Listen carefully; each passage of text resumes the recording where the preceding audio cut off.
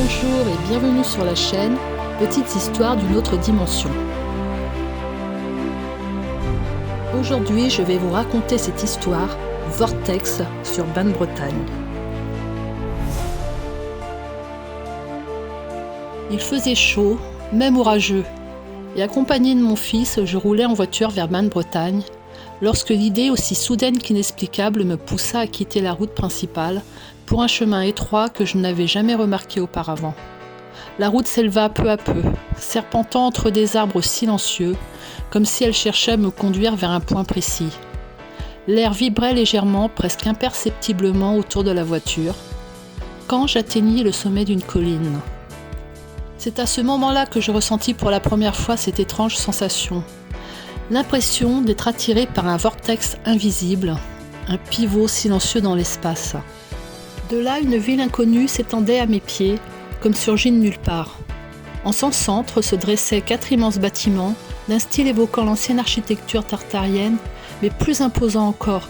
Quelque chose dans leurs proportions et leurs ombres défiait toute logique humaine, presque irréelle. Autour d'eux, l'air semblait se courber très légèrement, comme si la lumière tournait subtilement autour d'un point central. Encore l'ombre d'un vortex, mais cette fois visible comme une déformation minuscule du monde. Leur silhouette austère dominait le paysage, comme si elle veillait sur un secret que le temps lui-même avait tenté d'effacer. La falaise était si vertigineuse que l'espace d'un souffle, j'eus l'impression que le monde basculait sous mes pieds. Une peur brute, primitive me traversa. Mon fils, blotti contre moi, ressentit sans doute mon trouble, car nous voulûmes reculer d'un même mouvement. Mais derrière nous, il n'y avait plus la terre ferme. Seulement quelques planches mal ajustées, jetées entre le bord du vide et une petite auberge perchée de l'autre côté. Nous n'eûmes pas le choix. Nous rampâmes lentement sur le bois qui craquait sous nos mains. Le bois grinçait sous notre poids, comme s'il hésitait à nous porter, jusqu'à atteindre une sorte de sas donnant accès à l'intérieur. Je passai la première. À cet instant précis, une serveuse, sans me voir, appuya sur un bouton. Les portes du sas se refermèrent aussitôt, et avec l'horreur d'un cauchemar qui se matérialise, je réalisai qu'il s'agissait d'un ascenseur dans lequel mon fils se trouvait encore. Je me retournai juste à temps pour le voir, immobile, surpris et enfermé derrière les parois métalliques. Le sol vibra, l'ascenseur s'enfonça, happé par les profondeurs. Un froid terrible se logea dans ma poitrine. Je criai, je suppliai qu'on le fasse remonter. On s'exécuta. Quand les portes s'ouvrirent, la cabine était vide.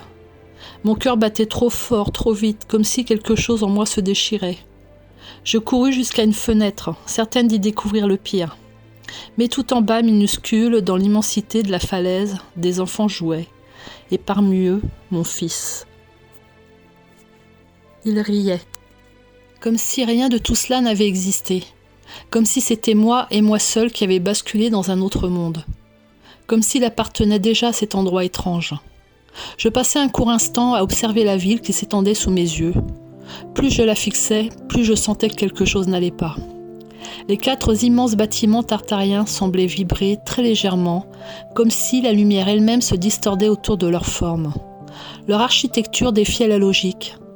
Trop massive pour être ancienne, trop minutieuse pour être moderne, et trop parfaite pour appartenir au monde que je connaissais.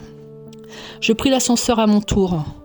Je sentis sous mes pieds un mouvement en spirale, une force douce mais insistante, comme si l'ascenseur avait été happé par un tourbillon souterrain. Et je retrouvai mon fils. Le vent était immobile, pas simplement absent mais immobile, figé, comme retenu par une main invisible. Même les arbres autour de moi semblaient hésiter à remuer. Mon fils me regardait inquiet mais étrangement silencieux. « Maman, on est où ?» demanda-t-il. Je ne savais pas.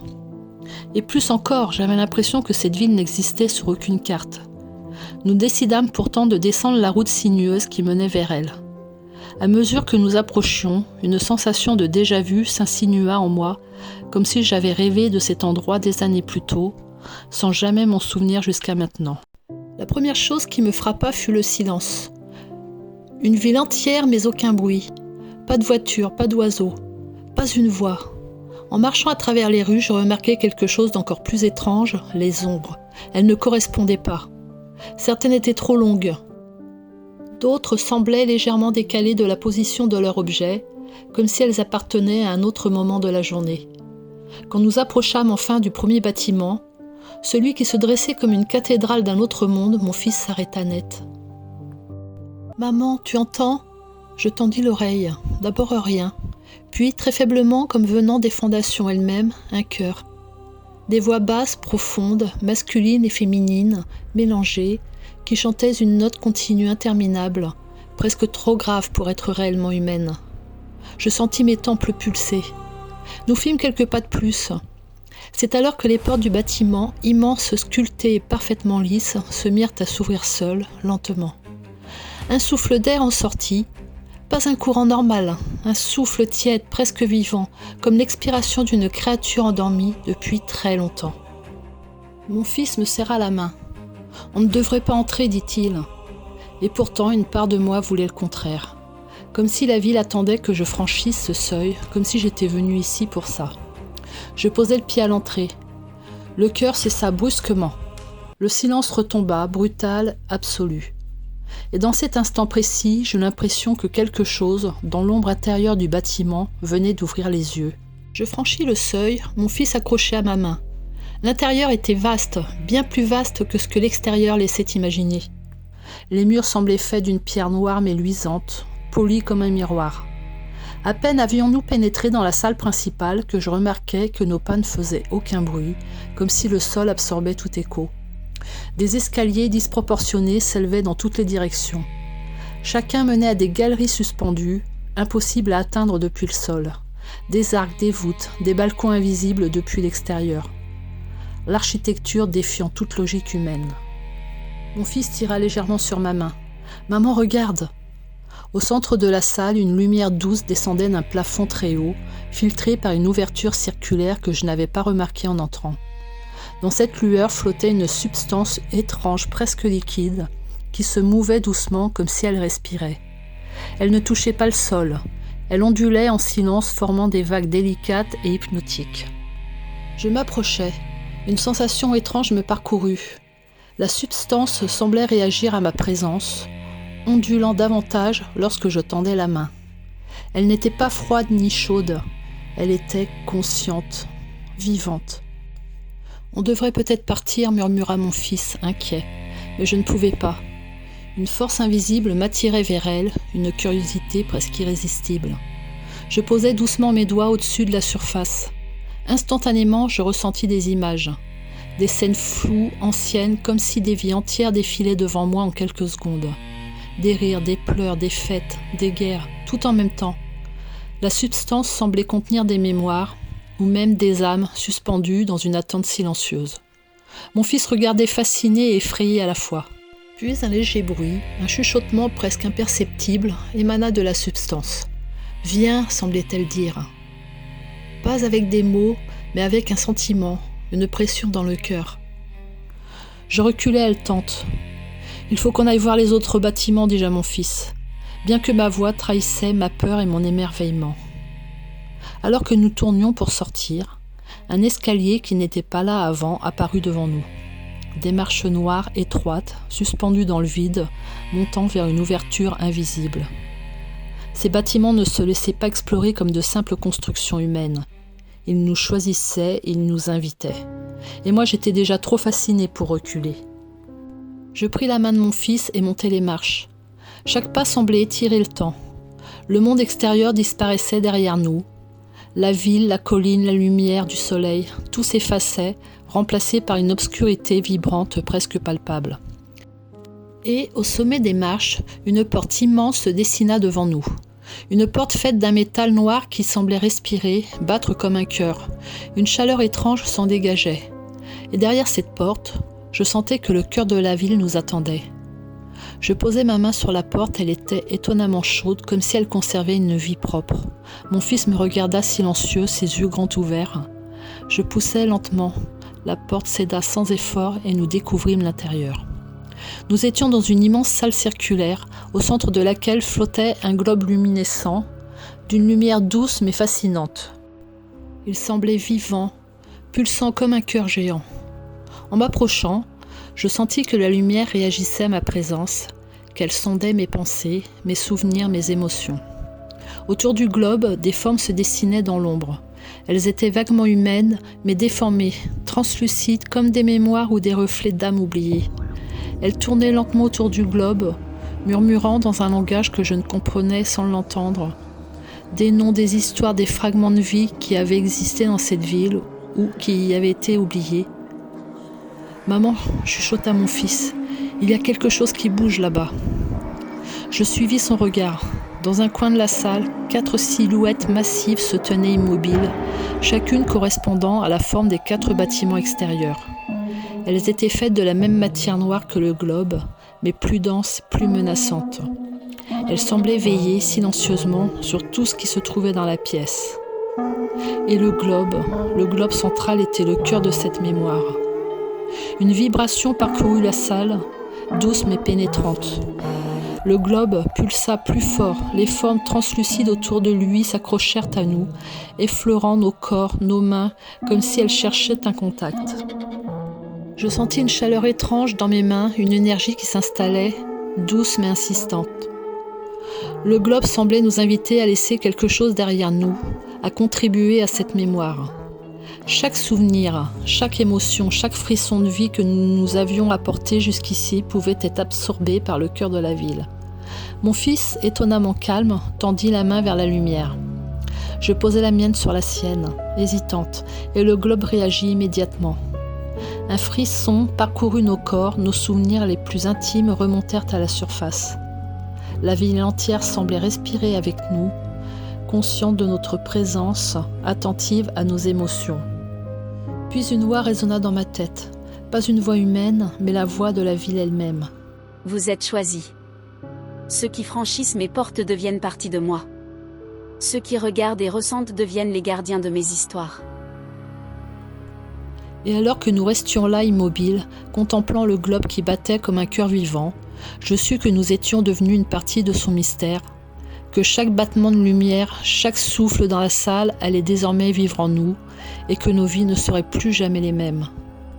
La lumière du globe pulsa une dernière fois, comme un souffle chaud contre nos visages, puis se rétracta doucement comme si la ville nous préparait à la laisser partir. Je pris la main de mon fils qui tremblait de fatigue ou d'émerveillement, je ne savais plus. Quand nous ressortîmes du bâtiment, le silence extérieur avait changé. Ce n'était plus un vide, mais une attente. Quelque chose dans la ville savait que nous allions continuer. Les 4 bâtiments formaient un carré parfait autour d'un espace central. Le deuxième bâtiment semblait le plus ancien. Sa façade couverte de symboles gravés vibrait discrètement, comme si elle retenait un murmure continu sous la pierre. « On y va » demanda mon fils d'une voix presque trop petite pour ce lieu. J'acquiesçai. La porte du deuxième bâtiment s'ouvrit toute seule, dans un souffle d'air froid qui nous fit frissonner. L'intérieur était plus sombre que celui du premier. Ici, pas de grande salle, pas de lumière pulsante, seulement un long couloir qui descendait doucement vers les profondeurs. Nous avançâmes et bientôt nous entendîmes des bruits, des chuchotements. Pas comme des voix, plutôt comme des pensées. Des milliers de pensées tout à la fois, comme un flux mental devenu infini. Des alcôves se succédaient le long du couloir. Dans chacune d'elles flottait une forme floue, des silhouettes de personnes, pas mortes, pas vivantes, des souvenirs figés dans leur dernier instant de conscience. Le premier bâtiment semblait être le cœur. Celui-ci était la mémoire brute, les vies, les peurs, les gestes, les ultimes pensées de ceux qui avaient traversé la ville avant nous. La voix de la ville se fit entendre à nouveau, murmurée dans nos os, plutôt qu'entendue par nos oreilles. Le deuxième pilier garde les traces. Ceux qui se souviennent protègent. Ceux qui oublient disparaissent. Un souffle glaça ma nuque. Une silhouette dans une alcôve me fixait. Une femme, les yeux ouverts et l'expression figée dans un moment de terreur si pure que j'en eus la nausée. Mon fils serra ma main. « Maman, je veux sortir d'ici !» Ce bâtiment ne voulait pas que nous restions. Il voulait seulement que nous voyions, que nous sachions ce qu'il gardait. Nous remontâmes le couloir, les chuchotements se turent derrière nous. Quand nous sortîmes, la lumière de la ville avait encore changé. Elle était plus chaude et plus intense, comme si le fait d'avoir traversé 2 bâtiments modifiait notre perception ou la nature même du lieu. Le troisième bâtiment s'illumina soudain comme s'il nous appelait. Contrairement aux deux autres, celui-ci vibrait d'une vie claire, presque joyeuse. Sa façade ressemblait à un palais de verre et d'or, même si je savais que ce n'était qu'une illusion. Le bâtiment semblait respirer l'énergie, comme si quelque chose d'immense et d'ancien dansait derrière ses murs. Je sentis dans ma poitrine une sensation différente. Pas de peur, pas de tristesse, mais un désir inexplicable d'entrer. Comme si ce lieu contenait quelque chose que j'avais perdu il y a longtemps. Mon fils me regarda et pour la première fois depuis le début sourit. Celui-là, je crois qu'il veut nous montrer quelque chose de beau. Je posai la main sur la porte du troisième bâtiment. Elle s'ouvrit. Une lumière chaude déferla sur nous. Et une odeur douce, familière, comme celle d'un souvenir heureux que je croyais effacé. Nous franchîmes le seuil, et à l'intérieur, ce que je vis me coupa le souffle. Nous entrâmes dans le troisième bâtiment et la lumière nous enveloppa immédiatement. Ce n'était pas une lumière ordinaire, elle semblait vive, respirer autour de nous, douce mais intense comme si elle avait conscience de notre présence. Chaque surface réfléchissait cette clarté, mais d'une manière étrange. Je voyais mes propres souvenirs y flotter, projetés sur les murs comme des images mouvantes et fragmentées. « Regarde » murmura mon fils fasciné. Sur le sol, je vis des scènes de mon enfance, un parc, un après-midi de pluie, le rire de ma mère, puis d'autres souvenirs plus anciens que je n'avais jamais consciemment gardés, des visages que je ne connaissais pas, des lieux que je n'avais jamais vus, mais que je reconnaissais étrangement. Au centre de la ville, un bassin de cristal reflétait cette lumière vivante. La surface de l'eau semblait liquide mais solide à la fois, comme si elle était faite de souvenirs condensés. Quand je m'approchai, ma main effleura la surface, et immédiatement une sensation de chaleur me traversa le corps, accompagnée d'un frisson d'émotion pure. Le bassin ne contenait pas seulement mes souvenirs, il contenait tous les souvenirs heureux de ceux qui avaient franchi ce bâtiment avant moi. Des moments volés au temps, des éclats de joie, des instants suspendus. Je compris que ce lieu n'était pas seulement un sanctuaire de mémoire, mais une réserve de vie, une lumière capturée dans le temps.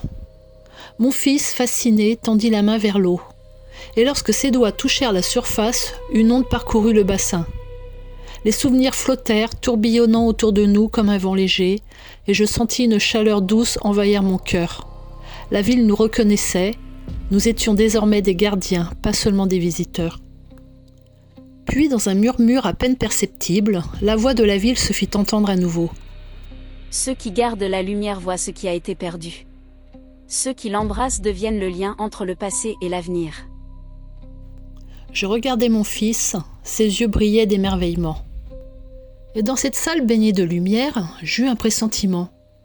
Le troisième bâtiment ne nous donnerait pas seulement des souvenirs. Il allait nous changer et nous façonner pour que nous puissions comprendre le dernier bâtiment. Nous nous retournâmes vers la sortie, mais un détail me frappa. Dans un coin, une silhouette mouvante semblait observer le bassin invisible à première vue. Elle n'était pas malveillante, mais elle savait des choses que nous ignorions, et son attention sur nous n'était pas neutre. Comme si elle mesurait notre capacité à comprendre la lumière et la mémoire que le bâtiment conservait. Mon fils tira doucement sur ma main. « Il faut qu'on aille voir le dernier bâtiment. » Je hochai la tête. Le quatrième bâtiment se dressait au loin, plus massif et plus imposant que tous les autres. Ses contours étaient flous, comme s'il hésitait entre le réel et l'imaginaire. Je sus au fond de moi que ce serait le lieu où la ville nous révélerait son ultime secret. Et tandis que nous avancions, je sentis la lumière du troisième bâtiment se répandre en nous, nous préparant à ce que nous allions bientôt découvrir. Le quatrième bâtiment se dressait devant nous, comme une ombre immense, plus haute et plus large que tout ce que nous avions vu jusque-là. Ses contours semblaient se fondre dans l'air, oscillant entre netteté et flou, comme si la matière elle-même hésitait à lui obéir. Le vent qui soufflait ici n'existait que dans mon imagination, et pourtant il me frôlait la peau, chargé d'une énergie silencieuse, presque vivante. Mon fils serra ma main. « Tu crois qu'on est prêt » murmura-t-il. Je ne répondis pas, je ne le savais pas moi-même. Nous avancions pourtant irrésistiblement attirés par ce bâtiment. La porte massive, noire, semblait pulser légèrement, comme si un cœur battait derrière elle. Je posai ma main dessus et ressentis une vibration profonde qui traversa mes os. Lorsque nous entrâmes, le temps sembla se suspendre. La salle centrale n'avait ni plafond ni mur discernable. Un vide immense s'étendait autour de nous, parsemé de lumières flottantes et de fragments de structures impossibles, rappelant toutes les architectures que nous avions vues dans les autres bâtiments. Au centre, un autel de cristal s'élevait et à l'intérieur flottait une lumière intense, pure, concentrée, différente du globe du premier bâtiment et du bassin du troisième. Elle semblait vive, respirer et observer. Et lorsque nous approchâmes, la voix de la ville se fit entendre, profonde et multiple, résonnant à l'intérieur de ma tête. Bienvenue, voyageurs. Vous avez traversé la mémoire, la lumière et la vie. Il est temps de connaître ce que vous êtes devenus. Je compris enfin que nous n'avions pas seulement exploré ces bâtiments. Nous avions été testés. La ville ne voulait pas seulement qu'on voie ses trésors ou ses souvenirs, elle voulait nous lier à elle, nous transformer en gardiens de son essence. Le cristal central se fissura doucement. À l'intérieur, je vis des silhouettes, des enfants, des adultes, des êtres dont je ne pouvais distinguer l'origine. Tous suspendus dans la lumière, fusionnés avec elle, leurs âmes devenues partie intégrante de la ville. Et parmi eux, une forme plus claire encore, le reflet de mon fils. « Non » murmurai-je effrayé. Mais il sourit. Il ne semblait pas prisonnier, il semblait complet. Comme si en franchissant ces bâtiments, il avait acquis quelque chose que je ne pouvais encore comprendre. La ville parla à nouveau. Ceux qui franchissent mes portes deviennent la mémoire et le souffle de ce lieu. Ceux qui osent ressentir profondément rejoignent le cycle de vie que j'ai préservé depuis des siècles. Je sentis une chaleur envahir mon corps, mes mains, mon cœur. Mes émotions, mes souvenirs, tout se mêlait à l'énergie du bâtiment. Je n'étais plus simplement moi, j'étais une extension de la ville, un témoin, un lien vivant entre ses passés et ses futurs. Mon fils me prit la main. Ensemble, nous touchâmes le cristal. Une vague de lumière nous enveloppa, douce mais totale. Nous comprîmes alors, la ville ne nous avait pas choisis pour nous posséder, mais pour perpétuer son existence, pour en devenir les gardiens silencieux et conscients. Et dans ce silence profond, alors que nous restions au centre du 4e bâtiment, je sus que rien, plus jamais, ne serait comme avant. Nous n'étions plus des visiteurs, nous étions devenus partie de cette ville mystérieuse, et cette transformation durerait jusqu'à la fin des temps. J'espère que cette histoire vous a plu. À bientôt.